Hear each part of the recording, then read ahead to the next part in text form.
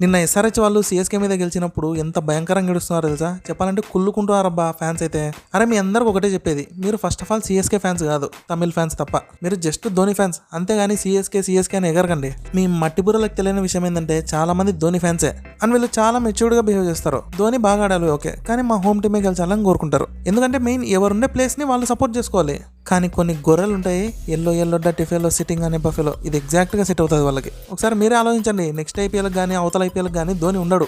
అప్పుడు మీ పరిస్థితి ఏంది? ఇంట్లో కూర్చొని చెక్కబజం చేసుకుంటారా? లేకపోతే ప్లే స్టేషన్ లో ఐపీఎల్ ఉంటుంది కదా, అక్కడ ధోనిని బ్యాట్స్మెన్ గా పెట్టుకొని ఆడతారా? నాకు తెలిసి అదే పని చేస్తారులే, ఏముంది ఆప్షన్. ఇంకా ఒకప్పుడు తలా ఫర్ రీజన్ అంటే అది చెప్పుకోవడానికి బాగుండేది, కానీ ఇప్పుడు ధోనిని కామెడీ చేసేసినారు. ఇదంతా వద్దు. నిన్న ఎస్ఆర్హెచ్ గెలిచింది ఎందుకంటే బౌలింగ్ ఎక్సలెంట్ వేసినారు. ముందు 3 మ్యాచ్ల్లో బౌలింగ్ కొంచెం వీక్ గానే ఉంది, కానీ ఈసారి మంచి ప్లాన్ తో వచ్చి స్లో బాల్స్ కూడా బాగా వేశారు అండ్ ఫీల్డింగ్ ఎక్సలెంట్ ఉంది. ఇంకా బ్యాటింగ్ విషయానికి వస్తే అభిషేక్ కుక్కను కొట్టినట్టు కొట్టినాడు. మళ్ళీ అంటారు పిల్లోడు బౌలింగ్ లో ఎవడన్నా కొడతారా అని. మీకు కళ్ళున్నాయో పోయినా నాకైతే తెలియదు, అక్కడ ఆడింది కూడా పిల్లోడే. ఈ ఒక్క మ్యాచ్ లోనే అభిషేక్ బాగా ఆడా లేదు కదా, ముందు మ్యాచ్ లో కూడా బాగా అన్నాడు.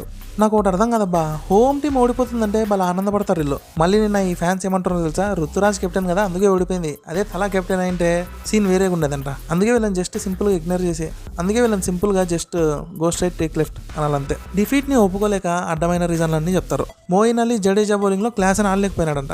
ఆడలేక కాదు, అక్కడ బాల్స్ ఎక్కువగానే ఉన్నాయి, స్కోర్ కూడా చాలా తక్కువ ఉంది. క్లాస్ ఏం పిచ్చిపుల్గా కాదు తొందరపడడానికి, వద్దనుకున్నాడు ఆడలేదు అంతే. హైలైట్ ఏంటంటే నిన్న కొన్ని పోస్టులు వచ్చినాయి బా, ఎంత హౌలేగాలంటే చూడండి మీరే. యాక్చువల్గా నిన్న ఫీల్డ్ అబ్స్ట్రక్షన్ కింద జడేజా అవుట్ అయ్యేటోడే, కానీ ప్యాట్ కమిన్స్ ఎందుకో రివ్యూ తీసుకోలేదు. కానీ సిఎస్కే ఫ్యాన్స్ ఏమంటున్నారంటే ఒకవేళ జడేజా అవుట్ అయితే ధోని వస్తాడని ప్యాట్ కమిన్స్ భయపడ్డాడంట.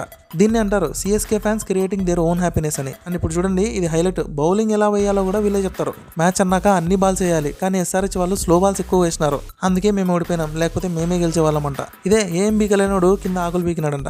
ఇంకొంతమంది అయితే 2018, 2019, 2021 పాస్ట్ గురించి మాట్లాడతారు. ఇంకా వీళ్ళని ఏమనాలో అర్థం కాలే. ఒకటే బా, ఇప్పుడు ధోని వెళ్ళిపోతాడు, తర్వాత ఎవరికి సపోర్ట్ చేస్తారు? ఏం లేదబ్బా, ధోని ఇంటి మెయిన్ గేట్ ఉంటుంది కదా, దాని ముందర కూర్చొని ధోని ధోని అంటుంటారు అంతే.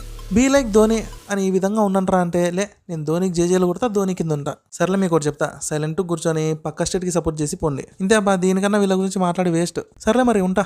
ఈసారి పర్పుల్ క్యాప్ ఎవరికి వస్తుంది, ఆరెంజ్ క్యాప్ ఎవరికి వస్తుంది? కమెంట్ చేయండి.